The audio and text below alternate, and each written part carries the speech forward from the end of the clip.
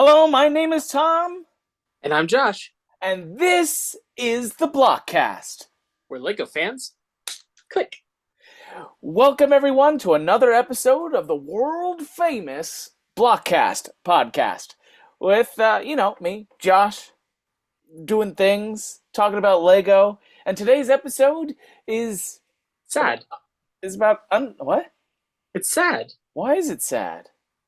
Well, because some sets are retiring. True, but it's unexpected that they're retiring. If you're unfamiliar, we released a couple episodes ago what we thought is a proposed retirement before the end of 2024, and those were our based on opinions. Some of them came true, and then some of them Completely out of the blue. completely out of the blue, and we wanted to touch on those today and really talk about that because I have an idea of why, and then I have an idea of why not, and that's why we're really going to cover it. So that's why we wanted to jump into this, talk about some unexpected retirements, talk about some confirmed retirements, and let's get into it, shall we? Let's do it. So we are beginning today with Shooting our own horn. tooting our own horn. Exactly. We are talking about, let me get rid of my Rakuten. We are talking about today the typewriter. We talked about this in our last retirement episode, and it is confirmed. It is retiring. It is hard to find. It is still $249.99. 2,079 pieces, set 21327. We know that this one is officially retiring because right there on the Lego shop page, retiring soon. Hard to find. Exactly. And with this one, it was expected. It did live its life. Josh, what was it? 2 years, 2.5 years is the average lifespan of a Lego set on a shelf, give or take, if it's really Typically. somewhat popular. With this one, we expected it because it lived its purpose. Not everybody's looking for a Lego typewriter to put on their shelf. But for me, from the reselling perspective, yes, I do talk from the reselling perspective. So if you're here to know, the reason I think this will gain value post retirement, very important, very important. Let me show you. It's these letter keys. As we talked about in our previous episode, these letter keys are not stickers, they're print on brick. So I think, and we discussed this in our last episode on the matter, that these keys are going to be valuable because there's so much option for personalization, for customization. For people who are building mocks that may require letters or signs, these tiled pieces with the printed on letters are going to be invaluable. Maybe not so much ones that say shift key. I don't know how many specific mocks that will show up in, but the individual letters I think are going to be the main sell here for a lot of folks, and one of the things that is going to drive up the value on this post retirement. Correct, because I don't know any other set with this many options in terms of lettering that is print on brick. So this gives you, especially if you're trying to build something, it does give you a lot of options. It does limit you to the black and white character, but at the same time, it's all pre-built. You don't have to deal with stickers. So I think that's what will keep its value. Granted, people want a type functional typewriter as well, so that'll have its value, but I do see that this will gain. We did call this for retirement, and it is retiring. So it is available now. It's hard to find because probably they stopped producing these probably a couple months ago. So if you can find this, get on it. Mm-hmm. And I have this set. It was a fun build. It was a very unique build. There's a lot of internal components that are very fascinating with those Technic pieces that Tom loves so much, and some really cool functions. So even if you're not looking to get this to resell it, if you're looking for something that is a different kind of build, this is going to be a good option for you, I think. Yep, I agree. Now, we talked about at the beginning of the episode unexpected retirements. And one of the very first episodes that we ever released on the BlockCast podcast was talking about, well, this was unexpected. I did not. When Josh literally sent this to me the other day and said, "Can you believe this is retiring?" And I go, "Didn't that come out in July?" Well, this is set to retire at the end of the year. And it didn't even, I don't even think it made it a full 6 months on the shelf. Johnny Thunder made his triumphant debut back in June. We talked about it in one of our first episodes. We were really excited for this. And now maybe it's just too hard to produce red pandas in mass. I'm not sure.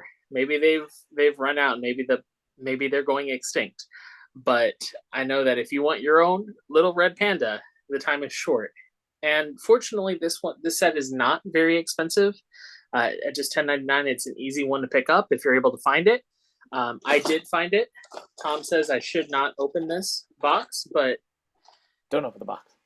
My red panda's inside. Why didn't you open it yet? You've had 5.5 months.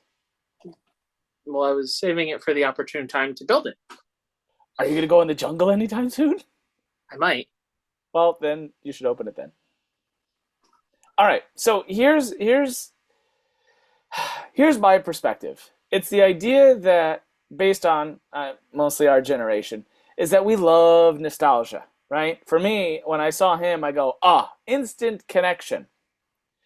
Here's the problem. Not everybody shares that affinity that we do. This also is a very generic set, as I'd like to say. He's just a vehicle with a red panda. It's not so much an adventure per se. So I think this is why it did not do as well, because I think they were drawing more on the nostalgia factor and it didn't sell. I haven't seen this on the shelf. Josh had mentioned that he had seen plenty of these when he has gone to the store, which means that it's not selling, which means maybe this was a test to see if they should continue this line. But if this is retiring as early as it is, and I understand that some of the other Jungle Explorer series sets are also retiring, and they didn't even get a full 6 months on the shelf, maybe the test did not go well. Maybe, or it could be the opposite of that. Maybe it did go well. This set, again, I just mentioned, affordable. It's $10.99. The other of the Jungle Explorer sets that's retiring is the Seaplane. That one is $22.99. So they're both affordable sets in a series that's popular because of the characters that are included, because of those animal pieces that I'm wondering if Lego is seeing that these sets are popular and looking at it as an opportunity. Let's pull these off the shelf and let's reintroduce them in a bigger set because we know it will do well because there's some demand for it. So take it as you stand with the Jungle Explorer Red Panda mission. Has 92 pieces, set number 60424 for $10.99. Still available now. It is retiring. I hope to see more of him in larger sets with his other friends, because we did not see a lot of his other friends in this series set so far, but potentially Lego could be releasing that, because remember, from the business perspective, Lego makes more money when they sell series like this than they do over IP series. And if you're unfamiliar with the term IP, intellectual property, properties belonging to other companies, kind of like Star Wars, Harry Potter, because they have to pay licensing rights. So Jungle Explorer could be expanded upon, or this could be the last time we could potentially see him. I hope we continue to see him. That's my hope. But as we continue talking about a little bit of retirement. Let's get into our holidays. Wonderful time of year. Mm-hmm. Holiday Main Street is the Winter Village set that came out 2 years ago, I believe in 2022. So it's had its 2-year run, and that's pretty average for the Winter Village. Every year they come out with a new set. This year the new set is Santa's Post Office that we highlighted on our page, on our Instagram page. Be sure to check out our Instagram. It's called the BlockCast Podcast. And if you follow us on there, you'll see really cool Lego photos. Sorry, go ahead. You're not wrong. uh, Plenty of stuff as we gear up for the holidays. But the holiday Main Street was again the set 2 years ago. It was a neat expansion of the Winter Village because it came with the trolley car, which was my favorite element of building it. The buildings themselves were not necessarily as complex or as detailed as some of the other um, builds in the Winter Village, but the facades are beautiful, decorated for Yeah, Christmas. I like the I garland, the agree. holly, and I everything. love how they use the brick to make the snow. Yes, and it fits in really well with the rest of the past Winter Village sets, and of course some fun characters. What I think is cool about this set is it does have that mailbox with little Timmy there getting ready to deliver his letter. And this year we get to see what happens to that letter with Hey, Santa's post office. maybe this was a nod. Maybe they knew what the next set was going to be. A hint of what was to come. So here's my question. You got to look at Santa's post office now and see if they're giving tips for next year, 2 years from now. Josh, you got this one as you were stating. Mhm. Oh, look, they actually have an appropriately sized bird in this one rather than the Creative Series set. Please be sure to go check out one of our previous episodes that talks about correctly scaled birds in the Lego community. The We bird do is have still the very large compared to the child, but that's okay. correct. Look, they even put a backsplash on the oven. Um, I love these things because preferably, like, I love a winter village in like going to the store and seeing it. But I love that you have the option of a winter village, but you can change it any way that you want. So if you want to modify some of the buildings, add more, you totally could. But it's a nice addition. And for $99 for 650 pieces, uh, set number 10308. The reason I like these, to be honest, you can look at it how you look. You can literally assemble it at the beginning of November, have it on display till the end of December, and then in January, disassemble it, put it in a large Ziploc bag, put it away with your Christmas decorations, then bring it back out next year and then rebuild it again. You get to have that fun feeling every time you build it. Now, if you have a lot of them, I can see how challenging the build could be. Josh, I really hope Josh in a future episode is going to show us his entire winter village, and I'm talking it's not a tiny winter village. It's a expansive winter town. Josh, do you build that each and every year, No. or do you store it? I have been collecting the Winter Village sets for over a decade. So how many pieces is in this set, Tom?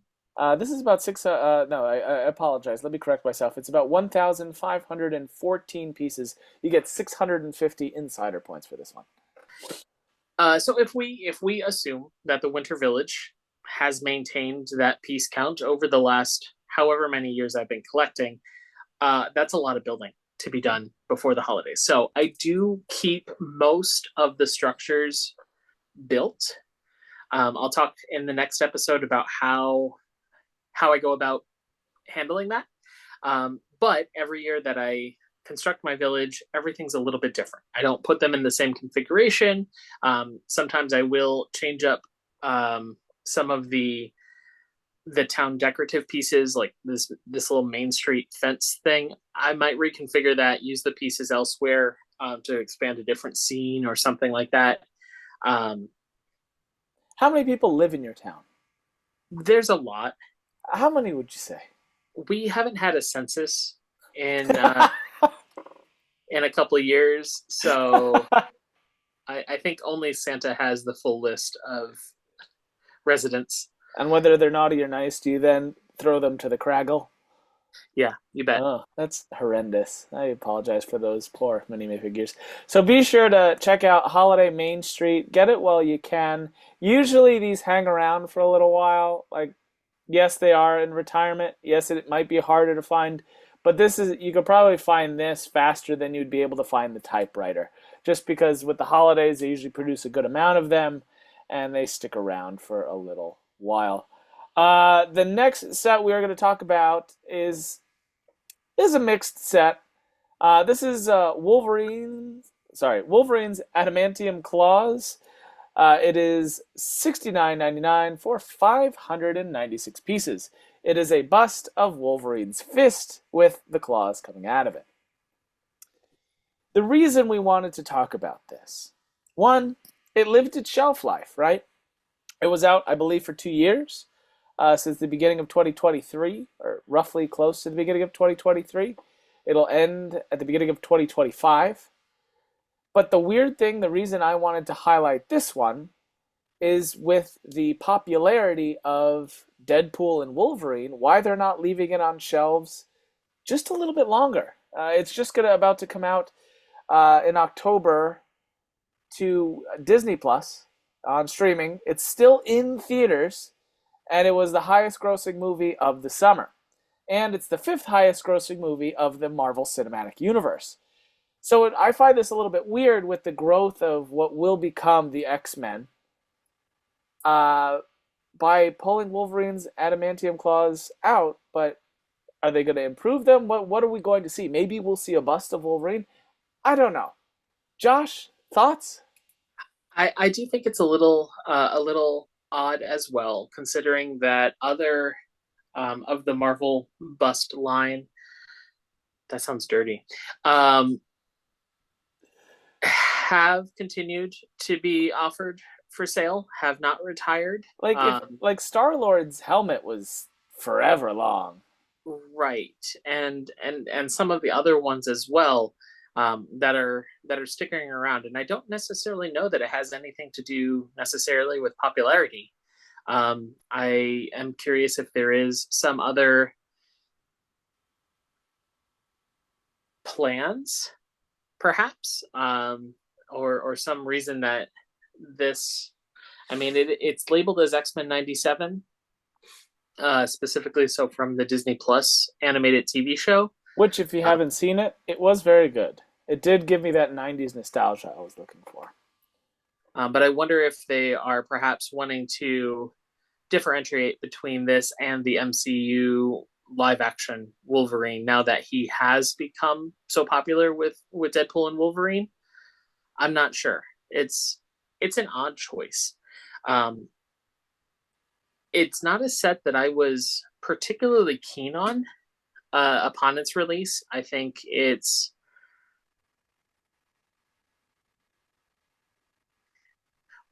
I don't know. It's average. It's average. There's nothing really like. I would like to say that when I built like the Iron Man bust or the Star Lord bust, I think that was a little bit more detailed in those masks. Last episode or a couple episodes ago, we talked about Shadow, I believe, Mm-hmm. from Sonic the Hedgehog, the bust being not detailed enough. In a way, you could look at this as well and say that it's not detailed enough. At the end of the day, it's just the Iron Man gauntlet with some claws on it. But it doesn't make sense. So Iron Man's gauntlet, okay, he can take that off, right? The Yep. gauntlet does not have to live on his hand. A mask can come off. Wolverine, by nature of his skeletal frame, cannot really be dismembered I in mean, such a way. if you look at the beginning of Deadpool and Wolverine, I yes, debatable now. yes, I No guess spoilers. that's true. Go watch it. I guess that's accurate. But you know what I mean. That's comically like what it was. But this I could see it is rather basic, it is rather simple. I could see it being pulled off the market, but I'm surprised that there wasn't I'm not saying like a overall wow resurgence of a purchase, but I'm surprised sales didn't increase just a little bit during that price point to keep it going longer than 2 years. That's really what that's really what I'm trying to get across. Is that it's a simplistic set. It doesn't make sense in the terms of the other busts, but I'm surprised it didn't have a little bit of like staying power based on that movie coming out and the series being out at the same time. Right. But also the price point $70 for a bust of Wolverine's hand with claws for 596 pieces could also be the concern here. It's not a great value. No. What is that per piece? That comes out to almost 12 cents per piece. And none of them are super particularly unique. No.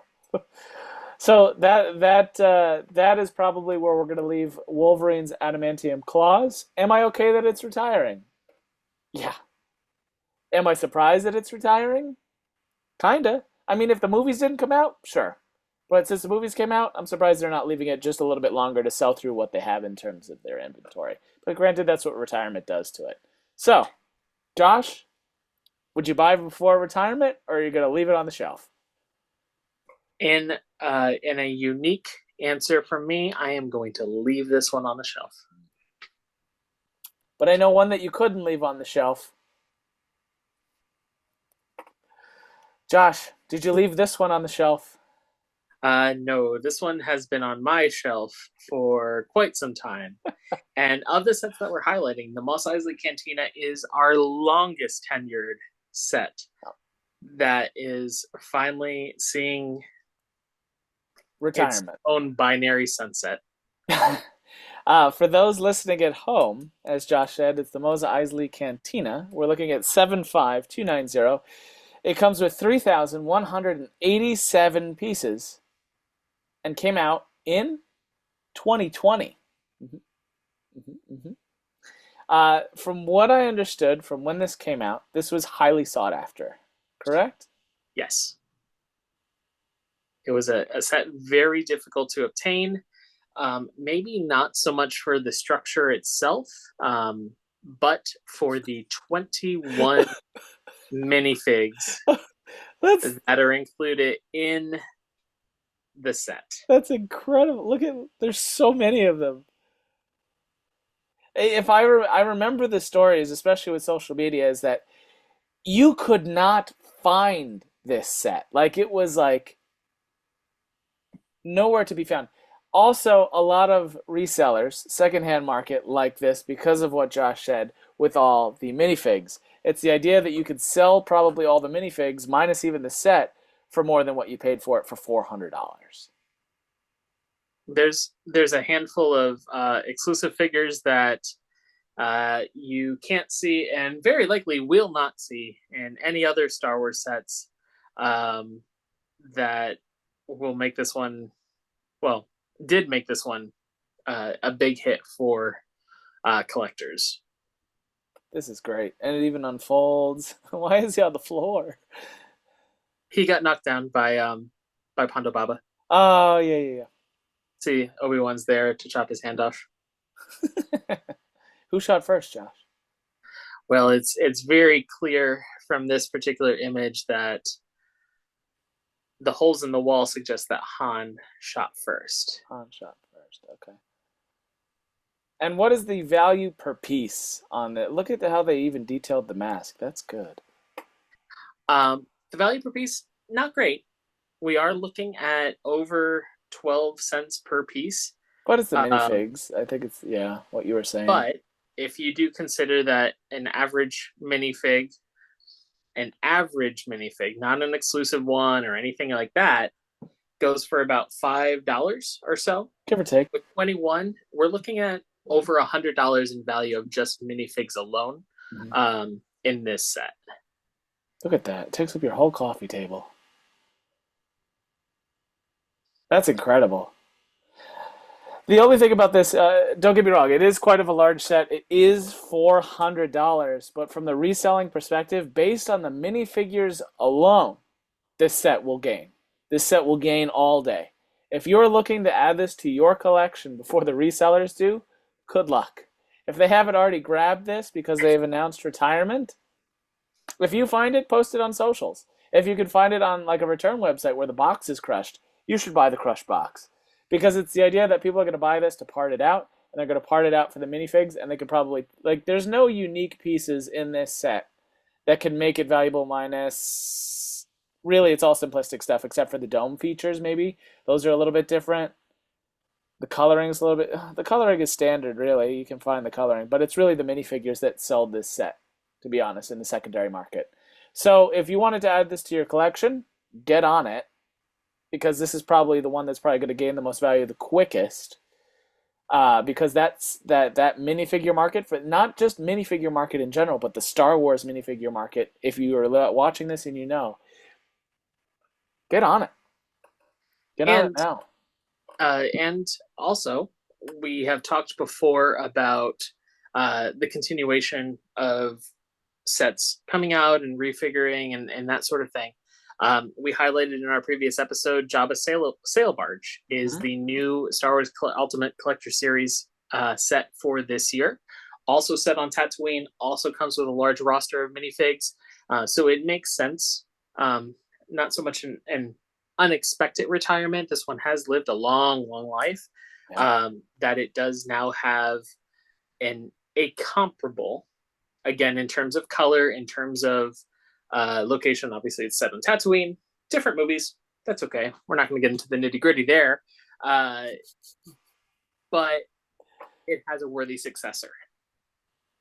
Yeah, I agree. And it's the idea that if Star Wars sets get any bigger, you're going to have to buy a second house. Yes.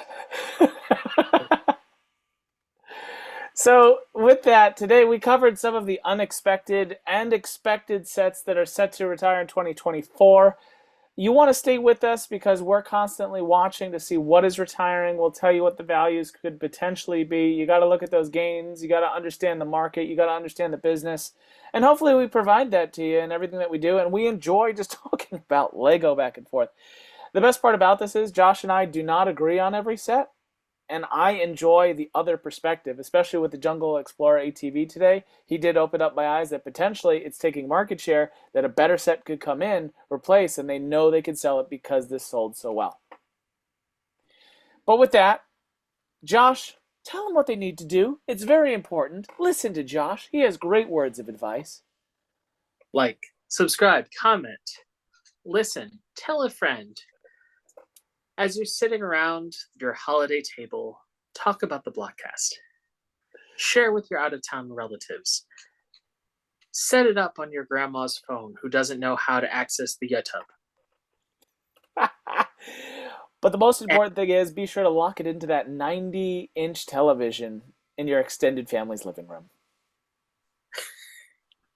Because the BlockCast is important this time of year. So we would greatly, greatly appreciate it, as Josh said, if you could like, share, subscribe, check out our Instagram. We show fun photos this time of year. Josh is going to take photos. He's going to post it on the Instagram all about his winter village and different scenes, which I'm excited for. You should be excited for. So thank you for watching today's episode. We both greatly appreciate it. My name's Tom. And I'm Josh.